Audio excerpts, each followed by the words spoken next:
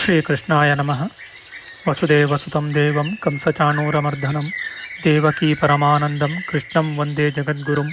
ಬ್ರಹ್ಮಸ್ಥಾನ ಸರೋಜ ಮಧ್ಯವಿಲಸಚ್ಛೀತಾಂಶು ಪೀಠಸ್ಥಿತಂ ಸ್ಫೂರ್ಜತ್ಸೂರ್ಯರುಚಿಂ ವರಾಭಯಕರಂ ಕರ್ಪೂರಕುಂದೋಜ್ವಲಂ ಶ್ವೇತಸ್ರಗ್ವಸನಾನುಲೇಪನಯುತಂ ವಿದ್ಯುದ್ರುಚಾ ಕಾಂತಯ ಸಂಶ್ಲಿಷ್ಟಾರ್ಧತನುಂ ಪ್ರಸನ್ನವದನಂ ವಂದೇ ಗುರುಂ ಸಾದರಂ. ಶ್ರೀಗುರುಭ್ಯೋ ನಮಃ. ಲಂಬೋದರಂ ಪರಮಸುಂದರಮೇಕದಂತಂ ರಕ್ತಾಂಬರಂ ತ್ರಿನಯನಂ ಪರಮಂ ಪವಿತ್ರಂ ಉದ್ಯದ್ದಿವಾಕರಕರೋಜ್ವಲಕಾಯಕಾಂತಂ ವಿಘ್ನೇಶ್ವರಂ ಸಕಲವಿಘ್ನಹರಂ ನಮಾಮಿ. ತ್ವಾಂ ದೇವ ವಿಘ್ನದಲನೇತಿ ಚ ಸುಂದರೇತಿ ಭಕ್ತಿಪ್ರಿಯೇತಿ ಸುಖದೇತಿ ಫಲಪ್ರದೇತಿ ವಿದ್ಯಾಪ್ರದೇತ್ಯಗಹರೇತಿ ಚ ಯೇ ಸ್ತುವಂತಿ ತೇಭ್ಯೋ ಗಣೇಶವರದೋ ಭವ ನಿತ್ಯಮೇವ. ಶ್ರೀಮಹಾಗಣಪತಯೇ ನಮಃ. ಯಾ ಕುಂದೇಂದು ತುಷಾರಹಾರಧವಳಾ ಯಾ ಶುಭ್ರವಸ್ತ್ರಾವೃತಾ ಯಾ ವೀಣಾ ವರದಂಡಮಂಡಿತಕರ ಯಾ ಶ್ವೇತಪದ್ಮಾಸನ ಯಾ ಬ್ರಹ್ಮಾಚ್ಯುತಶಂಕರ ಪ್ರಭೃತಿಭಿರ್ದೇವೈ ಸದಾ ವಂದಿತಾ ಸಾ ಮಾಂ ಪಾತು ಸರಸ್ವತೀ ಭಗವತಿ ನಿಶೇಷಜಾಡ್ಯಾಪಃ. ಶ್ರೀ ಸರಸ್ವತ್ಯೇ ನಮಃ. ವೇದಾರ್ಥತತ್ವವಿಶದೀಕರಣೇನ ಪುಂಸಾಮುಚ್ಚೈರ್ಗತಿಂ ಜಗತಿ ಯೋ ದಯಯಾ ವಿಧಾತುಂ ರಮ್ಯಾಂ ಪುರಾಣಪದವೀಂ ಪ್ರಣಿನಾಯ ತಸ್ಮೈ ಲೋಕೇಶವೈಭವಪುಷೇ ಋಷಯೇ ನಮಸ್ತಾತ್. ತಸ್ಮೈ ವ್ಯಾಸಾಯ ಮುನಯೇ ಸರ್ವಜ್ಞಾಯ ಮಹರ್ಷಯೇ ಪರಾಶರ್ಯಾಯ ಶಾಂತಾಯ ನಮೋ ನಾರಾಯಣಾತ್ಮನೇ. ಶ್ರೀ ವ್ಯಾಸಾಯ ನಮಃ. ನಾರಾಯಣಂ ನಮಸ್ಕೃತ್ಯ ನರಂ ಚೈವ ನರೋತ್ತಮಂ ದೇವೀಂ ಸರಸ್ವತೀಂ ವ್ಯಾಸಂ ತತೋ ಜಯಮುದೀರಯೇತ್. ಕನಕರುಚಿದುಕೂಲಃ ಕುಂಡಲೋಲ್ಲಾಸಿಗಲ್ಲಃ ಶಮಿತಭುವನಭಾರಃ ಕೋಪಿ ಲೀಲಾವತಾರಃ ತ್ರಿಭುವನಸುಖಕಾರಿ ಶೇಷಶಾಯೀ ಮುಕುಂದೋ ಪರಿಕಲಿತರಮಾಂಗೋ ಮಂಗಲಂ ನಸ್ತನೋತು. ನಮಾಮಿ ಗೋವಿಂದಪದಾರವಿಂದಂ ಸದೇಂದಿರಾನಂದನಮುತ್ತಮಾಡ್ಯಂ ಜಗಜ್ಜನಾನಾಂ ಹೃದಯ ಸನ್ನಿವಿಷ್ಟಂ ಮಹಾಜನೈಕಾಯನಮುತ್ತಮೋತ್ತಮಂ. ನಮಸ್ತೆ ಚಕ್ರಹಸ್ತಾಯ ಶಾಂಗಹಸ್ತಾಯ ತೇ ನಮಃ. ನಂದಹಸ್ತಾಯ ತೇ ವಿಷ್ಣೋ ಶಂಖಹಸ್ತಾಯ ತೇ ನಮಃ. ಓಂ ನಮೋ ವಾಸುದೇವಾಯ ನಮಃ ಸಂಕರ್ಷಣಾಯ ಚ ಪ್ರದ್ಯುಮ್ನಾಯ ನಮಸ್ತುಭ್ಯಂ ಅನಿರುದ್ಧಾಯ ತೇ ನಮಃ. ಅನಾಕಾರೋ ಮಹೋಜಾಶ್ಚ ಯಶ್ಚಾದೃಷ್ಟಗತಿರ್ದಿವಿ ಜಗತ್ಪೂಜ್ಯೋ ಜಗತ್ಪ್ರಾಣಂ ತಂ ವಾಯುಂ ಪ್ರಣಮಾಮ್ಯಹಂ. ವಾಯುರೂಪಿ ಪರಮಾತ್ಮನೇ ನಮಃ. ಪ್ರಿಯ ಬಾಂಧವರೇ, ನಮ್ಮ ಈ ಶ್ರೀ ಲಾಲಿಕೃಷ್ಣ ಚಾನಲ್ಗೆ ಸ್ವಾಗತ. ಇಂದಿನ ವಿಡಿಯೋದಲ್ಲಿ ನಾವು ಶ್ರೀಮದ್ ವಾಯು ಮಹಾಪುರಾಣದ ದ್ವಿತೀಯ ಖಂಡದ 3ನೆಯ ಅಧ್ಯಾಯವಾದ ವೈವಸ್ವತ ಮನುವಿನ ವಂಶವರ್ಣನೆ, ಆದಿತ್ಯಾದಿ ಅಷ್ಟದೇವಗಣಗಳ ಉತ್ಪತ್ತಿ, ಸಪ್ತ ಲೋಕಗಳು, ಸಪ್ತ ದೇವರ್ಷಿಗಳು ಮತ್ತು ನವಪುತ್ರರು ಇವರುಗಳ ಉತ್ಪತ್ತಿಯ ವಿಚಾರ ಮಾಡೋಣ. ಶ್ರೀಕೃಷ್ಣಾಯ ನಮಃ. ಸೂತ ಮುನಿಯು ಹೇಳುತ್ತಾರೆ, ಎಲೆ ಮುನಿವರ್ಯರೇ, ಚಾಕ್ಷುಷ ಮನ್ವಂತರವು ಕಳೆದು 7ನೆಯ ವೈವಸ್ವತ ಮನ್ವಂತರ ಉಪಕ್ರಮವಾಗಲು ಆ ವೈವಸ್ವತ ಮನ್ವಂತರದಲ್ಲಿ ಮರೀಚಿ ಪುತ್ರರಾದ ಕಶ್ಯಪರಿಗೆ ದೇವತೆಗಳು ಪರಮ ಮಹರ್ಷಿಗಳು ಉತ್ಪನ್ನರಾದರು. ಆದಿತ್ಯರು, ವಸುಗಳು, ರುದ್ರರು, ಸಾಧ್ಯರು, ವಿಶ್ವೇ ದೇವತೆಗಳು, ಮರುದ್ಗಣಗಳು, ಭೃಗುಗಳು, ಆಂಗೀರಸು ಈ 8 ಗಣಗಳು ದೇವಗಣಗಳಾಗಿವೆ ಎಂದು ಲೋಕವಿಖ್ಯಾತವಾಗಿದೆ. ಈ 8 ಗಣಗಳಲ್ಲಿ ಆದಿತ್ಯರು, ಮರುತ್ತುಗಳು, ರುದ್ರರು ಎಂಬ 3 ಗಣದವರು ಕಶ್ಯಪ ವಂಶೋದ್ಭೂತರಾಗಿರುವರು. ಉಳಿದವರಲ್ಲಿ ಸಾಧ್ಯರು, ವಸುಗಳು, ವಿಶ್ವೇ ದೇವತೆಗಳು ಈ 3 ಗಣಗಳು ಧರ್ಮದೇವನ ಪುತ್ರರಾಗಿರುವರು. ಭೃಗುಗಳಿಗೆ ಭಾರ್ಗವರೆಂಬ ಮಕ್ಕಳು, ಅಂಗೀರಸನಿಗೆ ಆಂಗೀರಸರೆಂಬ ಪುತ್ರರು ಸಂಭೂತರಾಗಿರುವರು. ವೈವಸ್ವತ ಮನ್ವಂತರದಲ್ಲಿ ಆ ದೇವತೆಗಳು ತಮ್ಮ ಇಚ್ಛಾನುಸಾರವಾಗಿ ಅವತರಿಸಿರುವರು. ಈ ವೈವಸ್ವತ ಮನ್ವಂತರದ ಸೃಷ್ಟಿಕ್ರಮವು ಅತ್ಯಂತ ಮಂಗಳದಾಯಕವೂ ಮರೀಚಿ ಸಂಬಂಧಿಯೂ ಆಗಿರುತ್ತದೆ. ಈಗಿನ ಸೃಷ್ಟಿಗೆ ವಿಷಯರಾದವರೆಲ್ಲರಿಗೂ ಅತಿ ತೇಜಸ್ವಿಯಾದ ಮಹಾಬಲನು ಇಂದ್ರನಾಗಿರುವನು. ಎಲ್ಲರಿಗೂ ಇವನೇ ದೊರೆಯಾಗಿದ್ದನು. ಭೂತ ಭವಿಷ್ಯದ್ ವರ್ತಮಾನ ಕಾಲದಲ್ಲಿರುವ ಸಮಸ್ತರಾದ ಮನ್ವಂತರಗಳ ಇಂದ್ರರು ಏಕರೀತಿಯಾದ ಲಕ್ಷಣೋಪೇತರಾಗಿಯೂ ಶೌರ್ಯ, ಧೈರ್ಯ, ಗಾಂಭೀರ್ಯಾದಿ ಗುಣಗಳುಳ್ಳವರಾಗಿಯೂ ಇರುವರು. ಅತೀತಾನಾಗತ ವರ್ತಮಾನ ಕಾಲದಲ್ಲಿರುವ ಸರ್ವ ಪ್ರಾಣಿಗಳಿಗೂ ಸಹಸ್ರಾಕ್ಷನಾದ ದೇವೇಂದ್ರನೇ ಪ್ರಭುವಾಗಿರುವನು. ಪ್ರತಿಯೊಂದು ಮನ್ವಂತರದ ಇಂದ್ರರೆಲ್ಲರೂ ಧನುರ್ಧಾರಿಗಳು, ವಜ್ರಪಾಣಿಗಳು, ನೂರಾರು ಯಾಗಗಳಿಂದ ಇಂದ್ರ ಪದವಿಯನ್ನು ಸಂಪಾದಿಸಿದವರು, ಪ್ರತ್ಯೇಕವಾಗಿ ಶತಗಣೋತ್ತಮರೂ ಆಗಿರುವರು. 3 ಲೋಕಗಳಲ್ಲಿ ಯಾವ ಪ್ರಾಣಿಗಳು ಸಂಚಾರ ಮಾಡುವುದಾಗಿಯೂ ಬಲಿಷ್ಠವಾಗಿಯೂ ಧರ್ಮಿಷ್ಠವಾಗಿಯೂ ಬಲಹೀನವಾಗಿಯೂ ಇವೆಯೋ ಅವುಗಳನ್ನು ಈ ಇಂದ್ರರು ಶೌರ್ಯ ಧೈರ್ಯಾದಿ ಗುಣಗಳಿಂದಲೂ ಧರ್ಮಾದಿಗಳಿಂದಲೂ ಅತಿಕ್ರಮಿಸಿರುತ್ತಾರೆ. ಮತ್ತು ಆ ಇಂದ್ರರು ತೇಜಸ್ಸು, ತಪಸ್ಸು, ಬುದ್ಧಿ, ಬಲ, ಜ್ಞಾನ, ಶೌರ್ಯ ಇವುಗಳಿಂದ ಸರ್ವ ಪ್ರಾಣಿಗಳಿಗೂ ಶ್ರೇಷ್ಠರಾಗಿಯೂ ವಂದ್ಯರಾಗಿಯೂ ಸಮರ್ಥರಾಗಿಯೂ ಇರುವರೆಂಬ ವಿಷಯಗಳೆಲ್ಲವನ್ನೂ ತಿಳಿಸುವೆನು, ಕೇಳಿರಿ. ವಿಪ್ರೋತ್ತಮರು ಅತೀತ ನಾಗತ ವರ್ತಮಾನ ಕಾಲಗಳಲ್ಲಿರುವ ಲೋಕಗಳನ್ನು ಲೋಕತ್ರಯವೆನ್ನುವರು.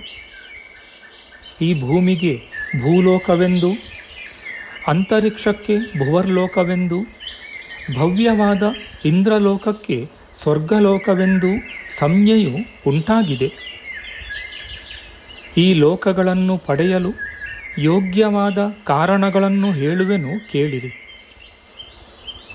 ಎಲೈ ಮುನಿವರ್ಯರೇ, ಸೃಷ್ಟಿಯ ಪೂರ್ವದಲ್ಲಿ ಸೃಷ್ಟಿಕರ್ತನಾದ ಬ್ರಹ್ಮದೇವನು ಲೋಕಗಳನ್ನು ಸೃಷ್ಟಿಸಬೇಕೆಂಬ ಇಚ್ಛೆಯಿಂದ ಮೊದಲು ಭೂ ಎಂಬ ವ್ಯಾಹೃತಿಯನ್ನು ಉಚ್ಚರಿಸಿದನು.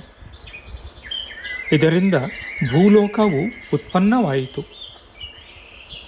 ಭೂ ಎಂಬ ಧಾತುವಿಗೆ ಸತ್ತಾರ್ಥವೂ ಲೋಕೃ ಎಂಬ ಧಾತುವಿಗೆ ದರ್ಶನವೆಂಬ ಅರ್ಥವೂ ಲೋಕಸಮ್ಮತವಾಗಿವೆ. ಅಂದರೆ ಈ ಲೋಕವು ಮೊದಲು ಇದ್ದು ತರುವಾಯ ದೃಷ್ಟಿಗೆ ವಿಷಯವಾದುದರಿಂದ ಭೂಲೋಕವೆಂದು ಪ್ರಸಿದ್ಧವಾಗಿದೆ. ಈ ಕಾರಣದಿಂದ ಈ ಭೂಮಿಯು ಭೂಲೋಕವೆಂದೂ ಪ್ರಥಮ ಲೋಕವೆಂದೂ ಪ್ರಸಿದ್ಧವಾಗಿದೆ ಎಂಬುದಾಗಿ ಬ್ರಾಹ್ಮಣರು ಹೇಳುತ್ತಾರೆ. ಹೀಗೆ ಭೂಮಿಯು ಉತ್ಪನ್ನವಾಗಲು ಬ್ರಹ್ಮದೇವನು ಪುನಃ ಭವವೆಂಬ ದ್ವಿತೀಯ ವ್ಯಾಹೃತಿಯನ್ನು ಉಚ್ಚರಿಸಿದನು. ಉತ್ಪದ್ಯಮಾನವಾದ ಭವಶಬ್ದದಿಂದ ಕಾಲರೂಪವಾದ ಅರ್ಥವು ತೋರುವುದು. ಜ್ಞಾನಿಗಳು ಅಂತರಿಕ್ಷ ಲೋಕವು ಭಾವನಾ ವಿಷಯವಾದುದರಿಂದ ಅದನ್ನು ಭುವರ್ಲೋಕವೆಂದು ಹೇಳುವರು. ಆದುದರಿಂದ ಅಂತರಿಕ್ಷ ಲೋಕವು ಭುವರ್ಲೋಕವೆಂದು ದ್ವಿತೀಯ ಲೋಕವೆಂದು ಪ್ರಖ್ಯಾತವಾಗಿದೆ. ಭುವರ್ಲೋಕವು ಹುಟ್ಟಿದ ತರುವಾಯ ಬ್ರಹ್ಮದೇವನು 3ನೆಯ ಆವೃತ್ತಿ ಭವ್ಯವೆಂಬುದಾಗಿ ಉಚ್ಚರಿಸಿದನು. ಅದರಿಂದ ಭವ್ಯನಾಮಕವಾದ 3ನೆಯ ಲೋಕವು ಉತ್ಪನ್ನವಾಯಿತು. ಭವಿಷ್ಯದರ್ಥದಲ್ಲಿ ಜ್ಞಾನಿಗಳು ಭವ್ಯ ಶಬ್ದವನ್ನು ಉಚ್ಚರಿಸುವರು.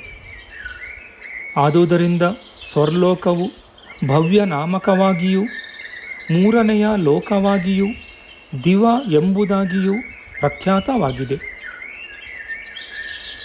ಸ್ವರ್ಲೋಕವೆಂದು ಪ್ರಖ್ಯಾತವಾದ ತೃತೀಯ ಲೋಕಕ್ಕೆ ಭಾವ್ಯಲೋಕವೆಂದು ಪ್ರಸಿದ್ಧಿಯಿದೆ. ಭಾವ್ಯ ಎಂಬ ಶಬ್ದವು ಭವಿಷ್ಯತ್ಕಾಲದಲ್ಲಿ ಪ್ರಯುಕ್ತವಾಗಿದೆ. ಈ ಭೂಮಿಗೆ ಭೂಹು ಎಂಬ ಸಂಜ್ಞೆಯೂ ಅಂತರಿಕ್ಷಕ್ಕೆ ಭುವರ್ಲೋಕವೆಂಬ ನಾಮವೂ ಸ್ವರ್ಗಲೋಕಕ್ಕೆ ಭಾವ್ಯವೆಂಬ ಸಂಜ್ಞೆಯೂ ಸಂಭವಿಸಿವೆ. ಭೂಲೋಕ, ಭುವರ್ಲೋಕ, ಸ್ವರ್ಗಲೋಕವೆಂಬ ಈ 3 ಲೋಕಗಳಿಗೂ ತ್ರೈಲೋಕ್ಯವೆಂಬ ನಾಮಧೇಯವು ಸಿದ್ಧವಾಗಿದೆ. 3 ಲೋಕೋಕ್ತವಾದ ವ್ಯವಹಾರದಿಂದ ಭೂರ್ಭುವಸ್ವಃ ಎಂಬ ಈ 3 ವ್ಯಾಹೃತಿಗಳು ಉಂಟಾದವು. ನಾಥ ಶಬ್ದವು ಪಾಲನಾರ್ಥಕವಾದ ನಾಥ್ ಧಾತುವಿನಿಂದ ಉತ್ಪನ್ನವಾಗಿದೆ. ನಾಥರೆಂದರೆ ಪಾಲಕರೆಂದು ಅರ್ಥವಾಗುವುದೆಂದು ಜ್ಞಾನಿಗಳು ಹೇಳುವರು. ಆದುದರಿಂದ ಭೂತ, ಭವಿಷ್ಯದ್, ವರ್ತಮಾನ ಕಾಲಿಕಗಳಾದ ಸ್ವರ್ಗ, ಅಂತರಿಕ್ಷ ಭೂಲೋಕವೆಂಬ 3 ಲೋಕಗಳಿಗೂ ಇಂದ್ರಾದಿಗಳು ಪಾಲಕರಾಗಿರುವರೆಂದು ಶ್ರುತಿ ಸ್ಮೃತಿಗಳಲ್ಲಿ ಉಕ್ತವಾಗಿದೆ. 3 ಲೋಕಗಳಲ್ಲಿಯೂ 3 ಕಾಲಗಳಲ್ಲಿಯೂ ಪ್ರಸಿದ್ಧರಾದ ಪ್ರಧಾನರಾದ ದೇವೇಂದ್ರರು, ಅಮುಖ್ಯರಾದ ದೇವತೆಗಳು ಯಾರಿರುವರೋ ಆ ದೇವತೆಗಳೆಲ್ಲರೂ ಯಜ್ಞಭೋಕ್ತೃಗಳಾಗಿಯೂ ಲೋಕ ಕಲ್ಯಾಣಕಾರಕರಾಗಿಯೂ ಇರುವರು. ಯಕ್ಷರು, ಗಂಧರ್ವರು, ರಾಕ್ಷಸರು, ಪಿಶಾಚಗಳು, ಸರ್ಪಗಳು, ದಾನವರು ಇವರು ಮಹಿಮೋತ್ತಮರಾಗಿ ತ್ರಿಕಾಲದಲ್ಲಿಯೂ ದೇವೇಂದ್ರನ ಮಹಿಮೆಯನ್ನು ವರ್ಣಿಸುವವರಾಗಿರುವರು. ಅಂತಹ ದೇವೇಂದ್ರರು ಲೋಕತ್ರಯಗಳಿಗೂ ಗುರುಗಳಾಗಿಯೂ ಪಾಲಕರಾಗಿಯೂ ದೊರೆಗಳಾಗಿಯೂ ಪಿತೃಗಳಾಗಿಯೂ ಇರುವರು. ಮತ್ತು ಈ ದೇವೋತ್ತಮರು ಸಮಸ್ತರಾದ ಪ್ರಜೆಗಳನ್ನು ಧರ್ಮದಿಂದ ಸದಾಕಾಲದಲ್ಲಿಯೂ ರಕ್ಷಿಸುವರು. ಈ ಕ್ರಮದಲ್ಲಿ ದೇವೇಂದ್ರರ ಸಂಪೂರ್ಣವಾದ ಲಕ್ಷಣಗಳನ್ನು ಸಂಕ್ಷೇಪವಾಗಿ ತಿಳಿಸಿರುವೆನು. ಈ ಯುಗದಲ್ಲಿ ಯಾರು ಸ್ವರ್ಗಲೋಕದಲ್ಲಿರುವರೋ ಅಂತಹ ಸಪ್ತರ್ಷಿಗಳನ್ನು ಹೇಳುವೆನು, ಕೇಳಿರಿ. ಗಾಧಿಪುತ್ರನು, ಕೌಶಿಕ ಗೋತ್ರಜನು, ಜ್ಞಾನಿಯೂ ಮಹಾತಪಸ್ವಿಯೂ ಆದ ವಿಶ್ವಾಮಿತ್ರನು, ಭೃಗು ವಂಶಜನು, ಊರು ಕುಮಾರನು, ಪ್ರತಾಪಶಾಲಿಯೂ ಆದ ಜಮದಗ್ನಿಯು, ಬೃಹಸ್ಪತಿ ಪುತ್ರನು, ಮಹಾತಪಸ್ವಿಯೂ ಆದ ಭಾರದ್ವಾಜನು, ಉತತ್ಯ ವಂಶೋತ್ಪನ್ನನು, ಗೌತಮ ಗೋತ್ರವುಳ್ಳವನು, ಪಂಡಿತನು, ಧಾರ್ಮಿಕನೂ ಆದ ಶರದ್ವಂತನು, ಬ್ರಹ್ಮದೇವನ ಮಾನಸಪುತ್ರನು, ಪೂಜ್ಯನು, ಬ್ರಹ್ಮಕೋಶಜನು, 5ನೆಯವನೂ ಆದ ಅತ್ರಿಯು, ವಸಿಷ್ಠ ಗೋತ್ರಜನು, ಲೋಕವಿಖ್ಯಾತನು, 6ನೆಯವನೂ ಆದ ವಸುಮಂತನು, ಕಶ್ಯಪರ ವಂಶಜನಾದ ವತ್ಸಾರನು ಎಂಬ ಈ 7 ಜನಗಳು ಸಪ್ತರ್ಷಿಗಳಾಗಿರುವರು ಮತ್ತು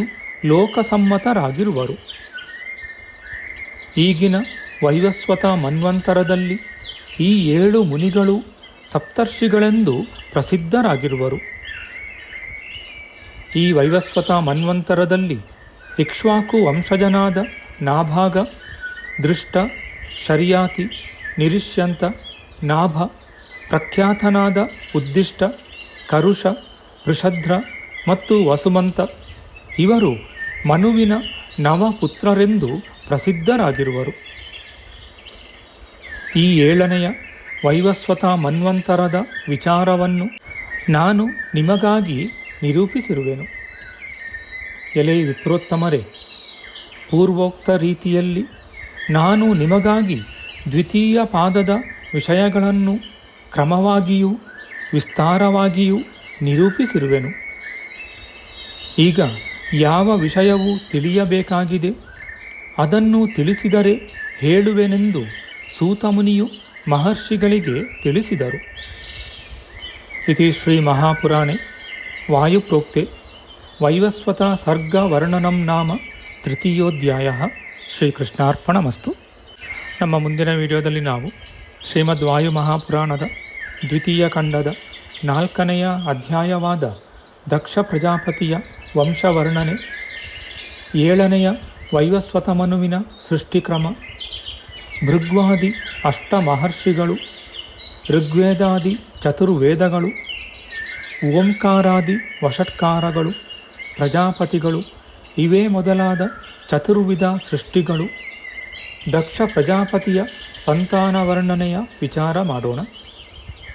ಆಧ್ಯಾತ್ಮಿಕ ಚರ್ಚೆ ಮತ್ತು ವಿಚಾರ ವಿನಿಮಯಕ್ಕಾಗಿ ಶುರು ಮಾಡಿದ ಈ ಚಾನಲ್ನಲ್ಲಿ ನಾವು ಅಪ್ಲೋಡ್ ಮಾಡುವ ಎಲ್ಲ ವಿಡಿಯೋಗಳನ್ನು ಸಂಪೂರ್ಣವಾಗಿ ನೋಡಿ ನಿಮ್ಮ ಸಲಹೆಗಳನ್ನು ಕಮೆಂಟ್ ಬಾಕ್ಸ್ನಲ್ಲಿ ಬರೆಯಿರಿ. ಈ ಚಾನಲ್ಗೆ ಸಬ್ಸ್ಕ್ರೈಬ್ ಮಾಡಿ ಹಾಗೂ ಬೆಲ್ ಬಟನ್ ಒತ್ತಿ ನಾವು ಹಾಕುವ ಎಲ್ಲ ವಿಡಿಯೋಗಳನ್ನು ನೋಡಿ ಪ್ರೋತ್ಸಾಹಿಸಿ.